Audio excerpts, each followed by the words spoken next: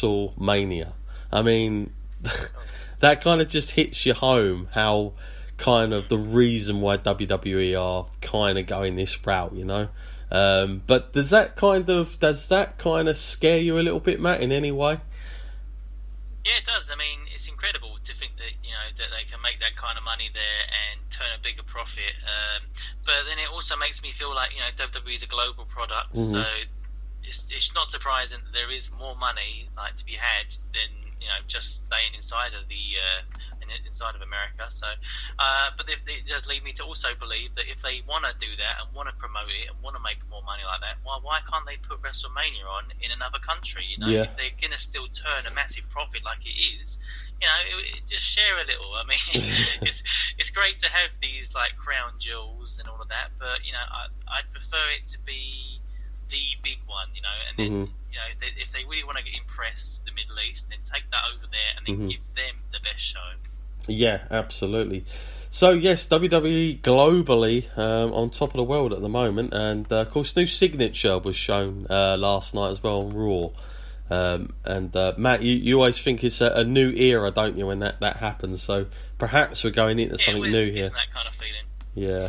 And I've always find it interesting to see who's featured in it and that, and but who knows what era we're entering. I hope it's a good one this time. You know what? I wasn't really paying attention to it too much, to who I was seeing. I don't know if there were snippets of Hogan in it, but I suppose I should have looked out for that, really, just to see, maybe what the waters are with all that still. What's fascinating as well, Matt, is the Undertaker. Undertaker... we saw him back at WrestleMania. He does these shows as well, Matt. I mean, he's going to be Australia. He's going to be in Saudi. I mean, I think that makes him working 4 times this year, Matt, which is crazy. We all thought the Undertaker was finished, and here he is doing more matches this year, I believe, than he did last. So he even done Madison Square Garden as well this year. So kind of crazy when you think about how it's working for him, and whenever the day will be exactly, who knows. So guys, just a little bit of news then before we go to the questions, because we've got a lot of them, so I thought I'd just get a few bits of news from in and around, any stuff that I could pick up basically before we go on. Of course, Matt, just before we do that, we've got we're going to be heading to Progress at Wembley this Sunday for a very early-ish start. But I have to say, myself and Matt, we have been to quite a few shows this year. The most I've been to in 1 year, I'll say that much.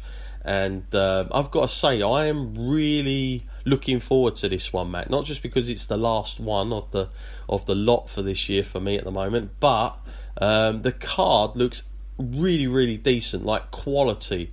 I would say over quantity, definitely here. But I'm kind of thinking, this is going to be a pretty big deal. Now, we bought our tickets, Matt, pretty much like this time last year, didn't we? So this has been a long time in the making, but seems like it's kind of one of those ones where you feel like, oh, maybe this is why. But what do you make of what we're going to be hopefully getting this Sunday for Progress at Wembley Arena this weekend?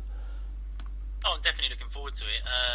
And they had a lot of pressure on them because, like I said, when we bought these tickets, we had no idea what match we was getting. Mm-hmm. But I think that's part of being a fan. Sometimes you got to come into this with faith, and you got to actually believe, But yeah, and actually you have to actually buy the tickets so they have enough money to get the talent in and stuff. So.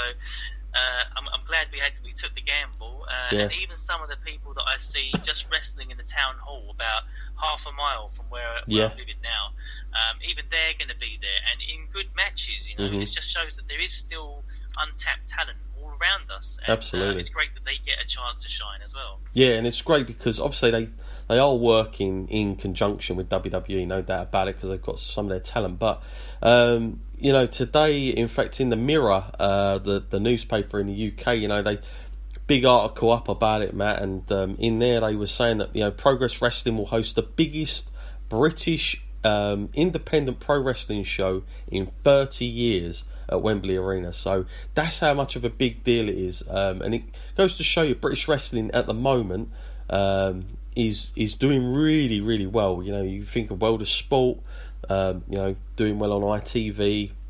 You've got obviously WWE, NXT, you know, the UK side of it. They're kind of still taping at the minute, but you know, from what I'm hearing, it's going well.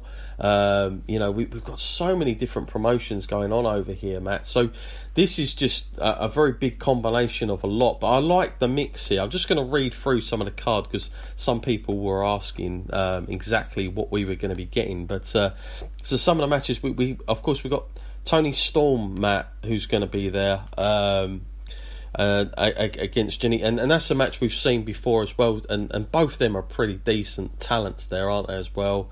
And you know, so that's going to be good. We've got Mark Andrews, man, I remember him from a long while back. He's a great wrestler.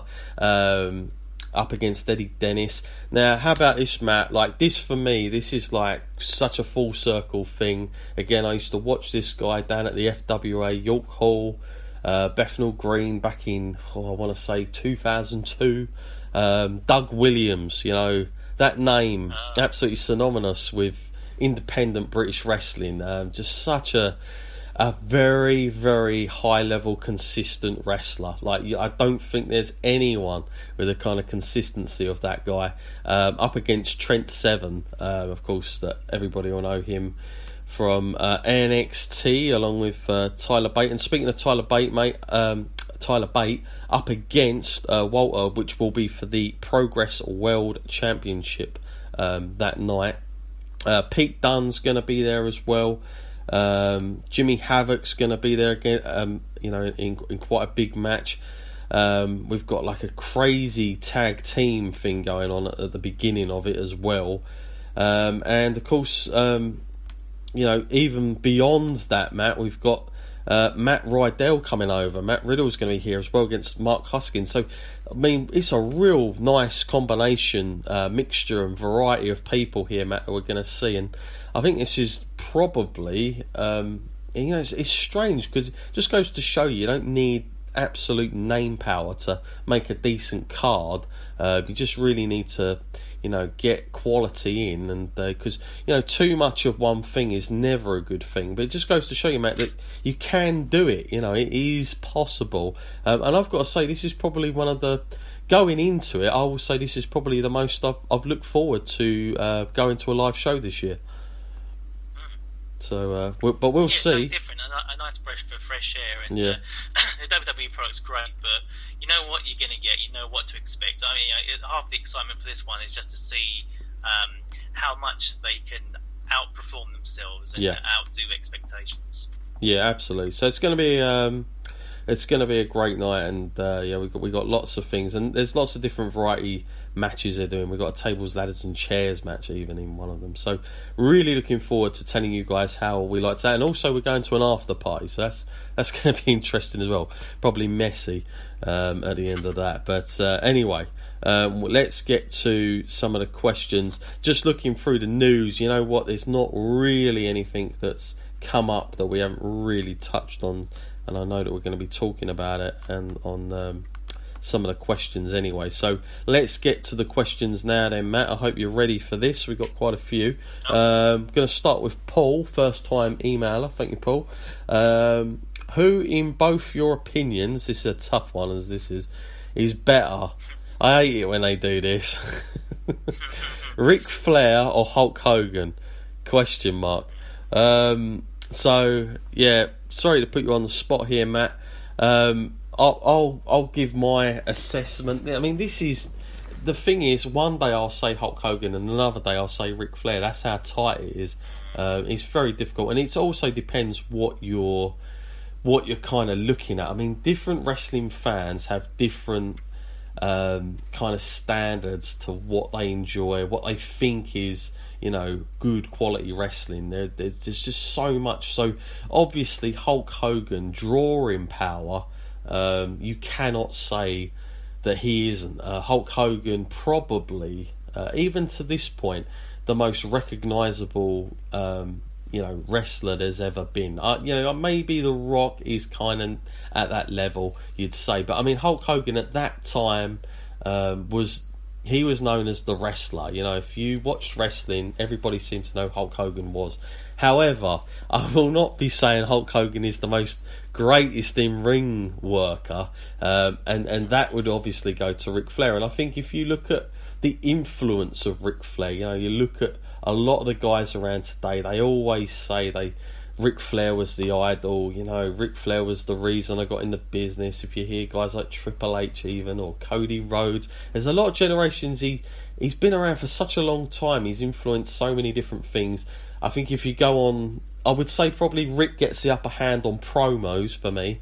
I was never a big Hulk Hogan promo guy, but it's tough. I cannot make that decision. I'll only sway this day with Ric Flair, but like I say, another day could be Hulk Hogan. It's that close.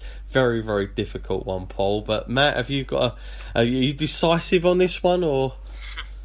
Like I said, it is very close. I think they're pretty much both the different sides to the same coin, isn't it? Because one is like at his best as the ultimate face, and one is at their best at the ultimate heel. Yeah. So, I feel like I'm very critical on people's in-ring kind of skills, and the fact that I still perceive Hogan as a great kind of wrestler, like the big inverted commas there.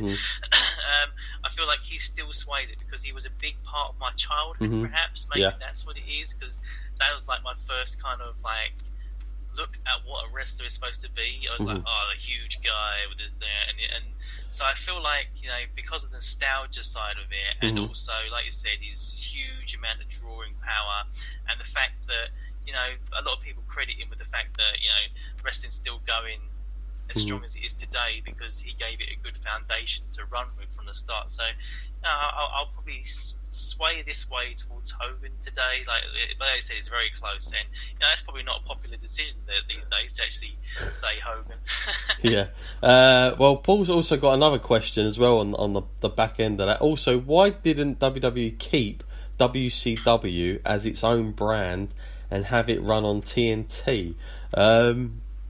Well, I can't tell you from WWE's own point of view, but I can tell you from my point of view the reason they didn't, and the fact is obviously they couldn't have it on TNT, by the way, because that was Turner Network Television, so that was never going to happen. At the time AOL came in and merged with Time Warner, I think pretty much the story is that they didn't want wrestling on their TV at that point, which by the way was crazy because actually WCW was still their highest rated show, I believe, on their network, so it was very odd that they didn't want to go with it. But and I think WWE, the reason is I think Vince kind of wanted to squash WCW. There was a big war going on, and I don't think he was ever really wanting to keep WCW in a positive way around to have their own show. I always think it would have been the case of having it was always going to be internally embedded and incorporated. The fact that although they bought WCW, when they bought WCW, they unfortunately did not have all the quality talent, because a lot of those guys sat on humongous contracts still from Time Warner, and they had a no compete clause in it. So if they wrestled for WWF at that time, they would have lost all that money.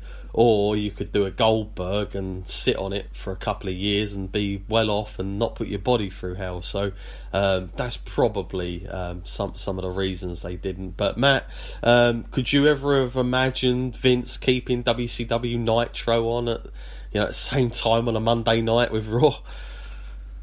Not really. But then you'd run into the same problem as you did with ECW, though, where they resurrected ECW, didn't they? And it was clearly an inferior product. And if they was to do that with WCW and they did have it on a different network, the end goal would have still been the same. It still would have been to make Raw and then the WWF product or make it look better than the WCW one still. So it still kind of defeats itself, the whole object of doing it. I don't see Vince going out of his way to make WCW look really good.